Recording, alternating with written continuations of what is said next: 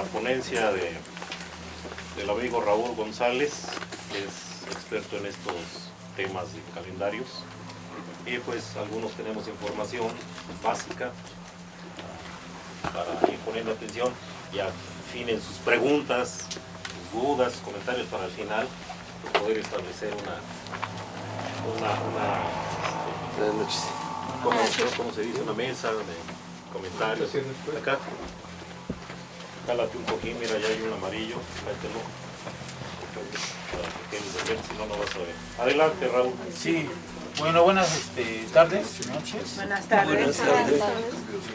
Pues es un gusto estar con ustedes expresando y dando a conocer un poco de lo que he estado investigando, de lo que he investigado y que ha sido como una de las cosas que me ha motivado, ¿no? en cuestión de los estudios del tiempo. Mi nombre es Raúl González. Voy a hacer una mini biografía también para que me contextualicen y tengan un poco más de referencia de por qué estudio este tipo estos temas, ¿no? Del tiempo prehispánico. Entonces, yo soy originario de Xochimilco. Mis padres fueron de Xochimilco, mis abuelos también. No sabemos en qué momento se rompió esa liga, ¿no? Pero parece que sí hay una liga muy, muy antigua del origen de nuestra familia, ¿no? Desde muy pequeños, en Xochimilco hacían una cosa que se llama limpieza de los canales. Ya todos conocemos los canales, ¿no? Donde están las trajineras. Pero hubo un tiempo cuando yo era pequeño que estos canales estaban llenando de mucho fango, o sea, de humus, ¿no? Y entonces limpiaron y ese fango lo mandaron a lo que son la parte de tierra, las chinampas. Cuando se secaba ese humus quedaba una tierra muy dura, pero algo bofa, ¿no? De manera que nosotros como niños pues íbamos a jugar, a hacer cuevitas. Y pues en eso de que hacía unas cuevitas, de repente aparecían figuritas de barro, que pues la gente les llamaba idolitos, ¿no? Creo que hoy todavía les siguen llamando, ¿no? Los idolitos. Cuando uno se encuentra algo enterrado prehispánico, sí, le decimos, ¿no?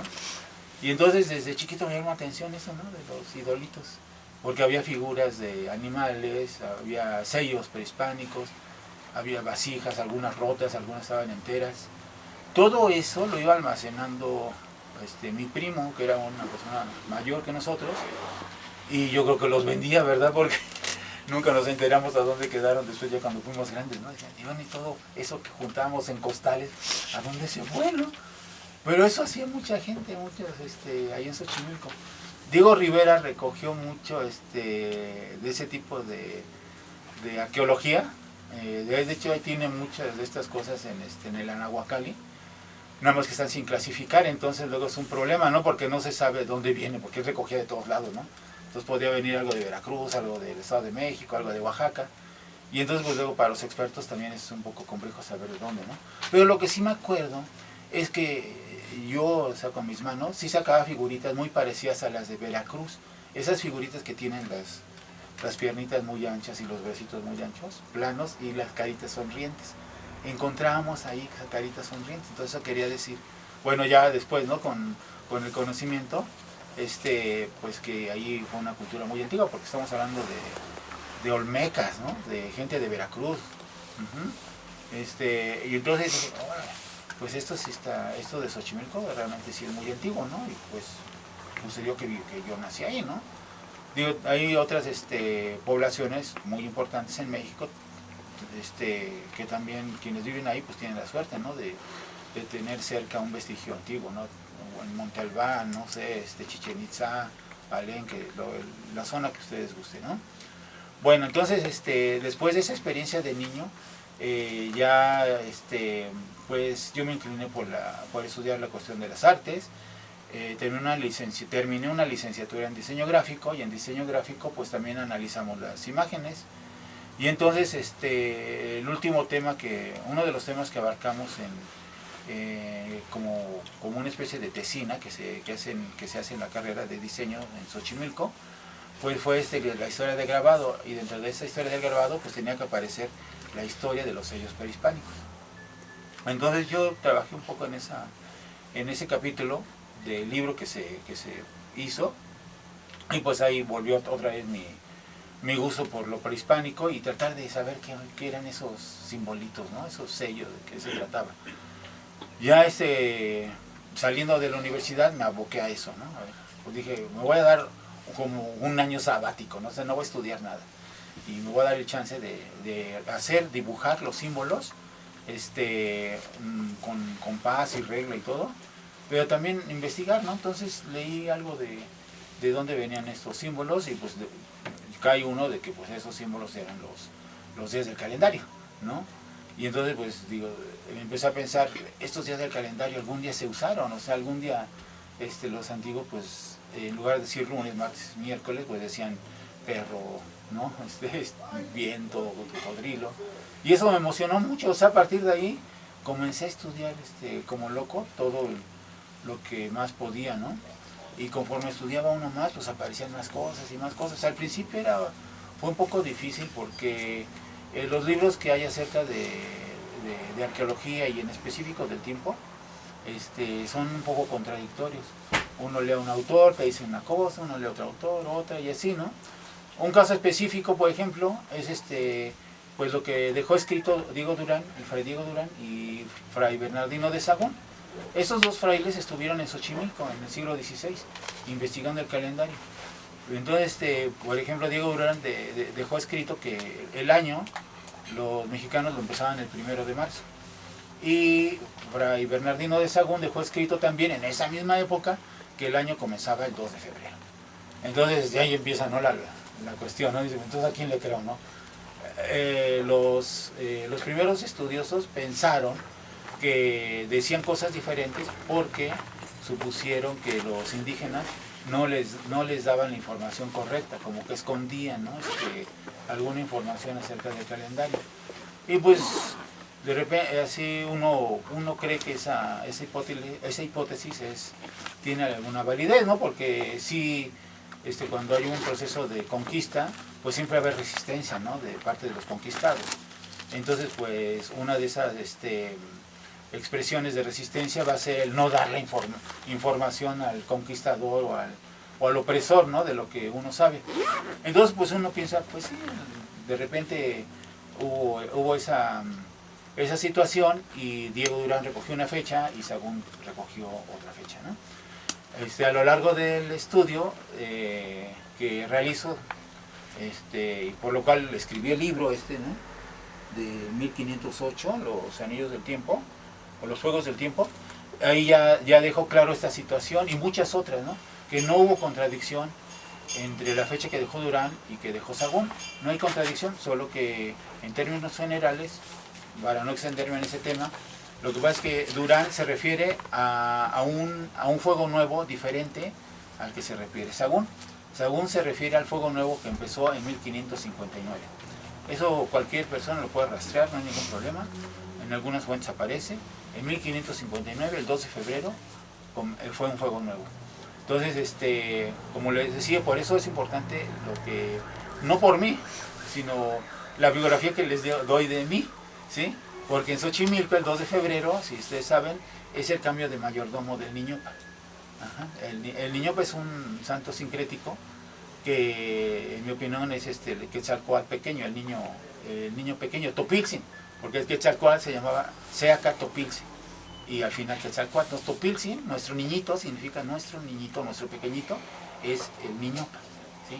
¿Y por qué? Porque va a crecer, va a ir creciendo hasta 52 años, hasta hacerse un Quetzalcóatl. Entonces, el 2 de febrero de 1559 es un fuego nuevo, y hay otro elemento también interesante en Xochimilco, porque en ese año a Xochimilco se le otorga una cédula real, lo mismo que se le otorga a la Ciudad de México, ¿sí? Entonces los españoles otorgan esa cédula para diferenciarlo de otros pueblos y tienen privilegios en relación a otros pueblos. O sea, Xochimilco fue un pueblo privilegiado después de la guerra de conquista, ¿sí? Por eso es que hay los mayordomos y todo este asunto, ¿no? Entonces, ya ahí uno empieza a ver el valor que tiene todos esos aspectos del sincretismo. Algunos no lo consideran, no quieren saber nada de eso, ¿no? Porque dicen, no, es que fue la religión cristiana que entró a sustituir la religión antigua, ¿no? Pero es como esos fenómenos de sincretismo, cuando se analizan, cuando sirven de análisis para el estudio del tiempo, casi corresponde a tener una piedra roseta, ¿sí? O sea, porque son eslabones que nos permiten determinar fechas en el espacio temporal europeo de los que llegaron, correlacionados con los espacios temporales de los antiguos mexicanos. El caso, por ejemplo, que ahorita les digo del 12 de febrero, ¿sí? Pues está correlacionando una fecha 2 de febrero de 1559, es una fecha europea, ¿sí? Cristiana, y la están correlacionando porque dicen, fue el inicio de un fuego nuevo. Entonces ahí tú puedes decir, podemos rastrear hacia atrás, hacia el pasado, ¿cuándo fueron los fuegos nuevos? Y eso no se necesita mayor ciencia, ¿sí? Porque lo único que uno tiene que saber es saber sumar, multiplicar, dividir, restar. Con esas herramientas y utilizando un poco pues quebrándose un poquitito la cabeza, pero no es mucho, ¿no? Uno puede retroceder en el tiempo y saber cuáles fueron los fuegos nuevos que existieron antes de esa fecha, ¿no? Entonces, por ejemplo, si cada fuego nuevo era de 52 años, entonces el fuego anterior, pues nada más restamos 52, ¿no? 1559 menos 52 y nos va a dar 1507, ¿no? Pero ya no va a dar 2 de febrero. Aquí empieza como el relajo, ¿no? Que a veces hace muchas bolas, ¿no? Pero no es tan complicado. ¿Por qué? Porque los antiguos no llevaban bisiesto, ¿sí? Los antiguos mexicanos no usaban el bisiesto. Sus años eran de 365 días. Se sabe que eran 360 más 5 días, que les llamaban Nemontemi. Y los 360 días, pues sabemos que eran 18 veintenas, 18 por 20, 360. Entonces con eso, es una prueba de que no usaban bisiesto. Hay actualmente investigadores contemporáneos, entre ellos la parte del INA, la parte oficial, y algunos otros, han querido crear un calendario nuevo que lleve bisiesto y hacen una combinación, pero no existió nunca el bisiesto. Ahorita vamos a ver por qué, las razones por las cuales nunca existió el bisiesto, ¿sí? Bueno, el año de 1507, como ahorita dijimos que fue un fuego nuevo anterior a 1559, sucedió o comenzó ese fuego nuevo el 15 de febrero de 1507. Ese fue, y para no equivocarme, porque la memoria a veces no es tan buena, ¿verdad? Aquí lo tengo anotado. Aquí ya está más, vamos a ver, 1507. 15 de febrero, ¿sí? Ahí empezó el fuego nuevo anterior a 1559. Este fuego nuevo me llamó mucho la atención porque la cifra 1507, o sea 1507 años, es parte de una ecuación que les voy a comentar esto. Yo la descubrí por mí mismo, pero recientemente me han mandado fuentes, compañeros también que se dedican al estudio del tiempo, de que esto ya se conocía, ya hay estudios contemporáneos que ya conocían en Europa, ¿sí? En específico es un español que hace ese estudio de los ciclos egipcios, y aquí en México también hay una fuente de 1930 que ya se conocía ese ciclo, ¿sí? Después ya algunos lo utilizaron, pero ¿qué significa ese ciclo? ¿No? Porque ustedes van a decir, hablan de 1507, ¿qué significa? ¿No? Pues resulta que en 1507 años reales, cuando hablo de años reales, años de los trópicos, los de 365.2422, en ese tiempo hay 1508 años de 365 días, ¿sí? Entonces uno puede hacer esa ecuación. Cualquiera ya que haya cursado la secundaria puede hacer esa ecuación, ¿no? Uno pone 1507 por 365.2422 igual a 1508 por 365. La cantidad de días que me va a dar cada parte de la igualdad es 55.0420, o sea 550.420 días. En ese número de días, ¿sí?, se da la coincidencia, la concordancia del año real, de veras, de cómo se mueve el Sol, bueno, cómo se mueve la Tierra alrededor del Sol, y los años de 365, que como voy a repetir mucho este tipo de año, le vamos a llamar, como muchos también en los estudios sí le llaman, el año civil, ¿sí? El año civil, para diferenciarlo del otro año, del verdadero, le vamos a llamar el año real, ¿sí? Entonces así en todo el mundo se conoce, prácticamente en todo el mundo. Nosotros usamos el año civil tres veces, ¿no? Hay 3 años de 365. Y cuando es 366 es el año bisiesto. Entonces hay muchos tipos de año, hay como 20 tipos de año. Pero estos son los que conocemos más vulgarmente, ¿no? Bueno, entonces esta ecuación yo la había hecho a partir también de un estudio que hace un arqueólogo mexicano, que es ¿cómo se llama? ¿Cimbro? ¿Quién? ¿Cimbro? No, el de los calendarios. También se llama Rafael Tena. Tena. Rafael Tena. Él actualmente es un arqueólogo que es la parte oficial del Instituto Nacional de Antropología e Historia, coordina y es parte de la revista Antropología, que todos también lo hemos visto, ¿no? Los usos de periódicos. Entonces él lleva una cronología, ¿sí? Pero él en un estudio dice que había que encontrar la concordancia del año real, del trópico, con el año civil, pero así lo deja, ¿sí? Y yo digo, ¿y por qué no le siguió? O sea, ¿por qué no dio la ecuación, ¿no? Bueno, de repente no se le hizo muy interesante y uno lo hace, ¿no? Que fue la ecuación que ahorita les acabo de comentar, ¿no? Bueno, hubo otra investigadora, que esa lo comento también en el libro, ¿sí? Porque no es a veces se piensa que es mi hallazgo, y no, el hallazgo que yo hago es otro. Está basado en eso, pero ahorita les explico cuál es, ¿no?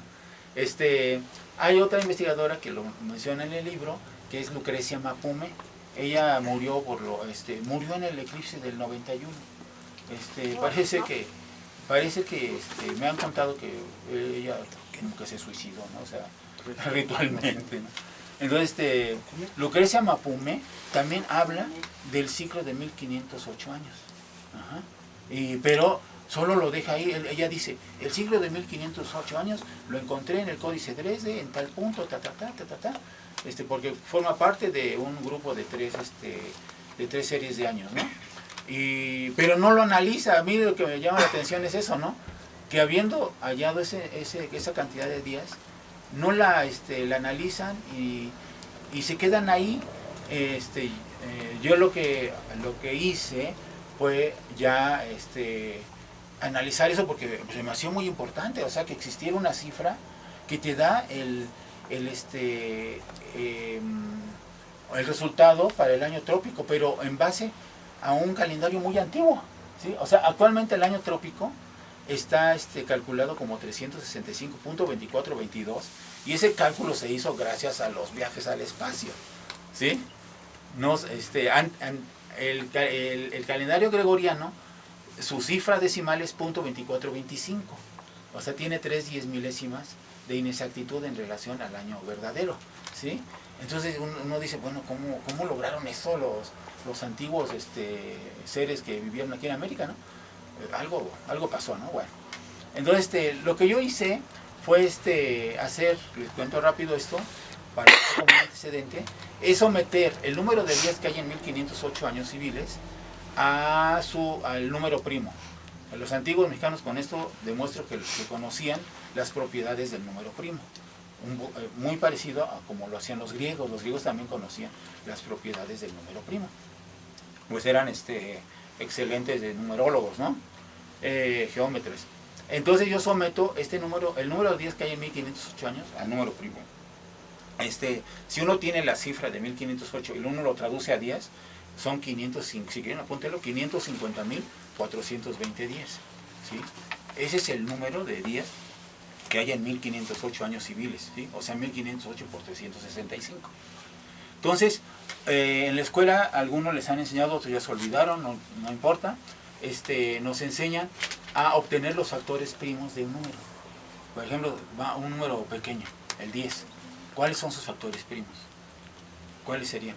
A ver, Christopher, Rafa. A ver, El 2 y el 5. del 10, ¿cuáles serían sus factores primos? El 2 y el 5. El 2 y el 5, porque 2 es primo y 5 es primo, entonces 2 por 5 da 10. Los factores primos al multiplicarse nos dan el número que es original.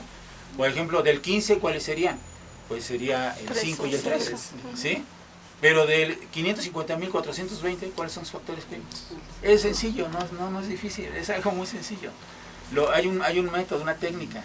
¿Cómo se hace? Primero se divide ese número entre el número primo menor de todos los números que existen primos. Para eso uno tiene que saber los números primos, ¿no? ¿Cuáles son? No son todos. Entonces, lo primero que uno hace es entre 2. Ese número lo divide uno entre 2. Si tiene división entre 2, otra vez entre 2. Si tiene división entre 2, así, ¿no? Si ya no tiene división entre 2, pasamos al siguiente, el 3. Si no tiene división entre 3, pues pasamos al siguiente, al 5. Bueno, para no hacer el cuento largo, ustedes lo pueden hacer en su casa. Pero sí les doy los números primos que están contenidos en este número. Son el 2, otra vez el 2, ¿sí? El 5, el 13, el 73 y el 29. Entonces, espero que no se me haya pasado uno. Si ustedes multiplican esos números, les debe dar 550, 420. Entonces repito, es el 2, dos veces, ¿sí? El 5, el 13, el 29 y el 73. Entonces, esos números son muy interesantes, porque de esos números se desprende el sistema calendárico mesoamericano. Este análisis, ahí sí lo juro y lo perjuro que nadie lo ha hecho, ¿no? Yo lo hice por loco, porque siempre, bueno, por loco, sino porque desde muy chiquito, en la primaria, cuando me enseñaron a sacar los números primos de una cifra, pues a mí me gustó mucho y jugaba mucho con esa idea de sacar los números primos. Era un juego para mí, ¿no? Y luego se utiliza mucho para factorizar. Cuando uno estudia álgebra, pues no sé si cuando se factoriza, pues tiene que uno que también utilizar a veces los números primos, o buscar los números que puedan multiplicar, que puedan hacer que dos números multiplicados den otro, ¿no? Y los números primos ahí en eso son muy útiles. Bueno, entonces de estos números primos, nada más de estos, se obtienen varias consecuencias. Por ejemplo, se obtiene la trecena, ¿sí? La trecena de números que hay en el Tonalpohualli. Todos sabemos que el Tonalpohualli es una cuenta de 260 días que se compone de 13 números y 20 símbolos. Entonces aparece el 13, yo no lo invento, ahí aparece, ¿sí? Aparece el 20, ¿por qué? Porque 2 por 2 por 5 son 20, ¿sí? Y con esos 13 y ese 20 ya se forma el Tonalpohualli. Aparece el 5, que es el Tianquistli, que es la manera como los antiguos ordenaban sus semanas. Las semanas no eran de 7 días, eran de 5 días. Y el Tianquistli, el tianguis, que actualmente es el día del mercado, viene de ahí, de Tianquistli, porque se hacía cada 5 días, ¿sí? Luego viene otro número que es el 73, ¿sí? Y ese 73 multiplicado por 260 me da la duración de un fuego nuevo.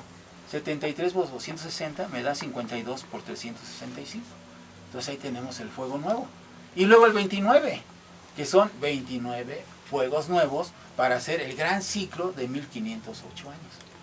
Entonces con esto está totalmente terminado el misterio de dónde sale el Tonalpohualli y la cifra de los 52 años, y por qué los antiguos hacían siglos de 52 años, y por qué había Tianquistli, y por qué había dualidad entre los símbolos, porque al principio aparece 2 y 2.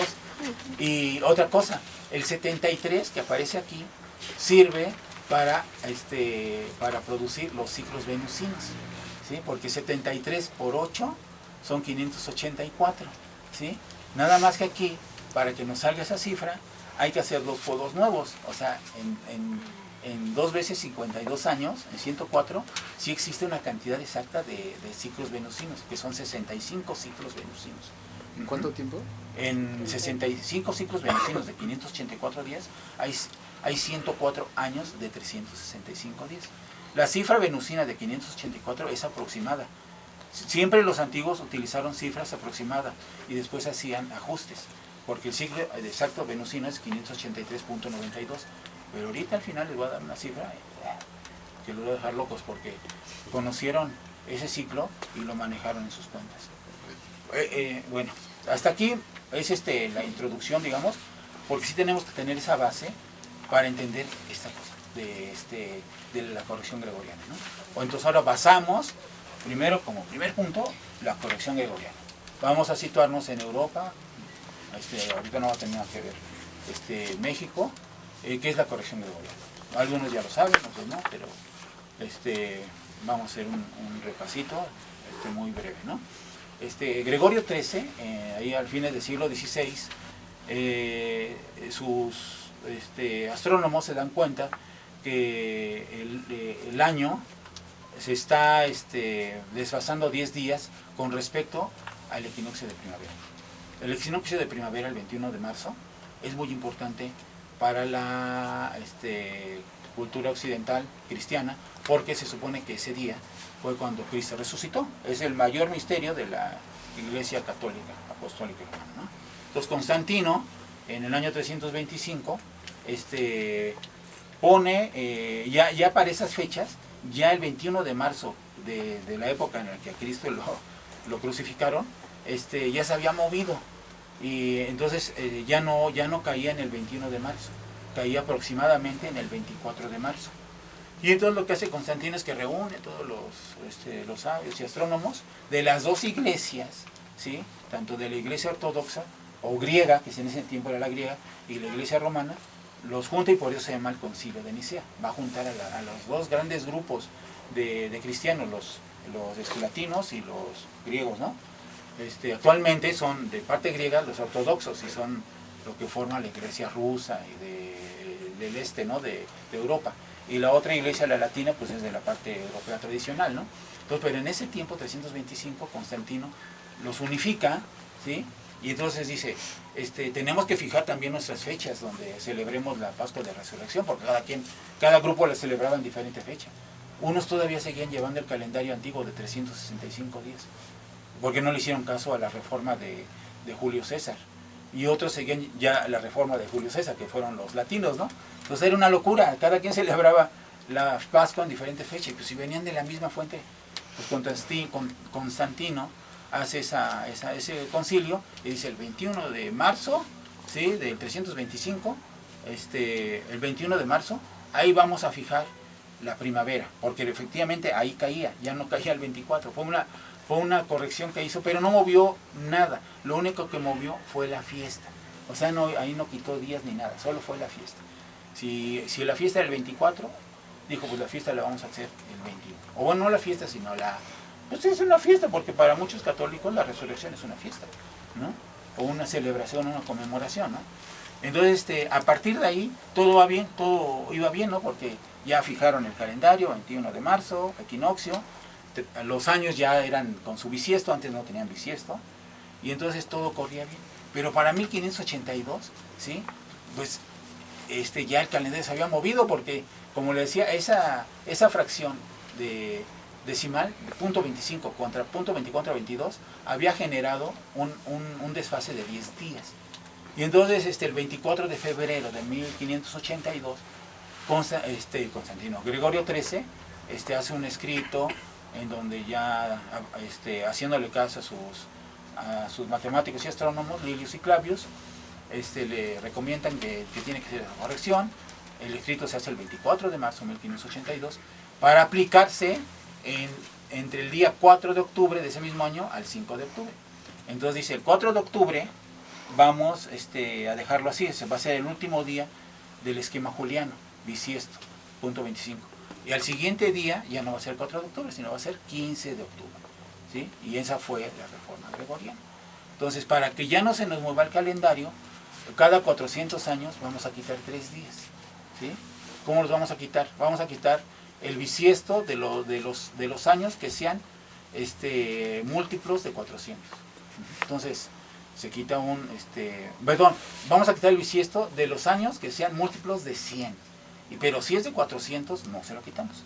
Entonces, 1600 sí tuvo bisiesto, porque fue múltiplo de 400. Pero 1700 ya no tuvo bisiesto. 1800 tampoco y 1900 tampoco.